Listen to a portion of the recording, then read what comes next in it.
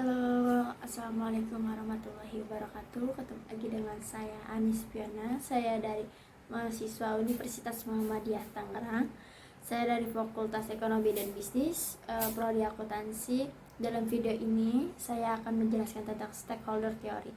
Nah, menurut Frame and Reed pada tahun 1983, teori stakeholder adalah teori yang menggambarkan pada pihak mana saja perusahaan beserta tanggung jawabnya. Stakeholder merupakan semua pihak baik internal maupun eksternal yang mempunyai hubungan yang bersifat mempengaruhi maupun dipengaruhi bersifat langsung maupun tidak langsung oleh perusahaan.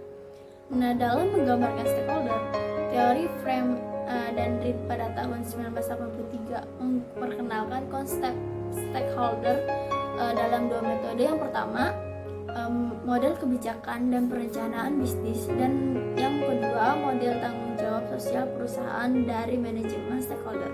Nah, pada model pertama, fokusnya adalah memperkembangkan dan mengevaluasi persetujuan keputusan strategi perusahaan dan kelompok-kelompok yang dukungannya diperlakukan untuk keberlangsungan usaha perusahaan. Dapat dikatakan bahwa dalam metode ini, stakeholder berfungsi pada cara-cara yang dapat digunakan oleh perusahaan untuk mengelola hubungan perusahaan dengan stakeholder lainnya. Sementara dalam model kedua, perencanaan perusahaan dan analisis diperluas dengan memasukkan pengaruh eksternal yang mungkin berlawanan bagi perusahaan. Kelompok-kelompok yang berlawanan ini termasuk badan regulator dengan kepentingan khusus yang memiliki kepribadian terhadap permasalahan sosial. Perkembangan teori stakeholder diawali dengan perubahannya bentuk pendekatan perusahaan dalam melakukan aktivitas usaha.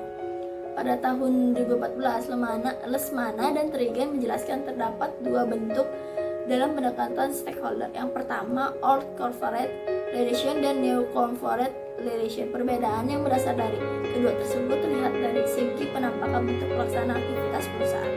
Old Corporate Relation menentukan pada bentuk pelaksanaan aktivitas perusahaan secara terpisah yang setiap fungsi dalam sebuah perusahaan melakukan pekerjaannya tanpa adanya kesatuan di antara fungsi-fungsi tersebut. Pendekatan New Corporate Relation menitik beratkan pada kolaborasi antara perusahaan seluruh stakeholdernya, sehingga dapat dikatakan bahwa pendekatan New Corporate Relation mengeliminasi sebuah perusahaan.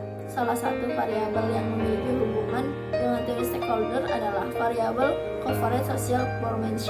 Penerapan corporate social performance dapat menjadi strategi perusahaan untuk memenuhi kepentingan dari para stakeholder akan informasi non-keuangan perusahaan terkait dampak sosial dan lingkungan yang timbul dari adanya aktivitas perusahaan.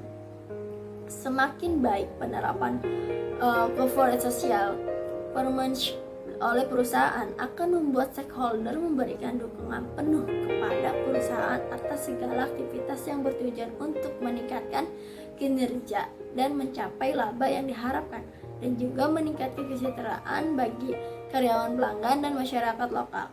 Nah, selain itu, teori stakeholder juga memiliki keterkaitan dengan variabel New Work Management. Penerapan knowledge management atau manajemen mengetahui perubahan merupakan suatu cara perusahaan untuk menghadapi persaingan dan ketentuan yang semakin tinggi.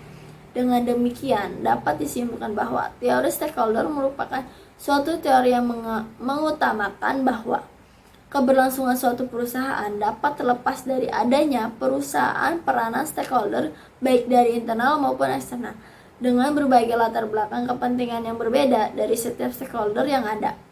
Sekian dari saya penjelasannya yang saya dapat sampaikan. Kurang lebihnya mohon maaf. Ketemu lagi dengan saya dengan materi berikutnya. Sekian dari saya. Wassalamualaikum warahmatullahi wabarakatuh.